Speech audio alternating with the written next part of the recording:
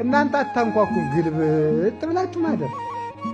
አንኳኩ ማለት ጸልዩና የስጦታ በር ልክፈትላችሁ ብላችሁ የለ ባላንኳኳም ብላችሁ ተገንድሳችሁ እንደ ግንድ ታድራላችሁ። እግዚአብሔር በየት ጥያቄያችሁን ይመልሳል? አታንኳኩማ፣ አትጸልዩ። ዳዊት አንኳኩ፣ በአቡነ ዘበሰማያት ጠይቁኝ፣ በውዳሴ ማርያም ጸልዩኝ፣ አንኳኩና ልክፈትላችሁ። ማን ይስማ?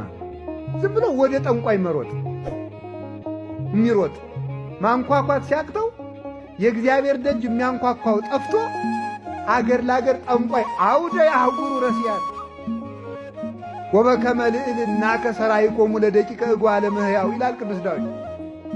የሰው ልጆችን አንተ በልልና በጌትነትህ በዚህ ይደሩ፣ በዚህ ተሰሩ፣ በዚህ ተጠቀሙ ብለህ ጾሙን፣ ጸሎቱን፣ ሥርዓቱን ሰርተህላቸው ነበረ። አውደ ያህጉሩ ረስያን።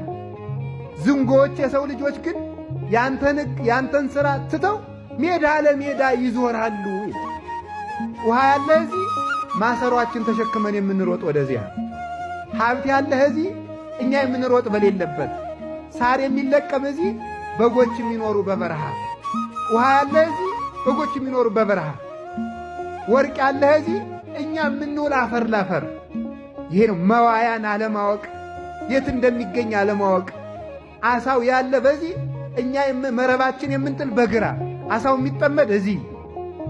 ስለዚህ እውነት የምትጠቀሙበትን መንገድ እወቁት። የምትጸልዩ ከሆነ ሁሉንም ነገር ታሸንፋላችሁ። ድል እንድንነሳ እግዚአብሔር ይርዳን።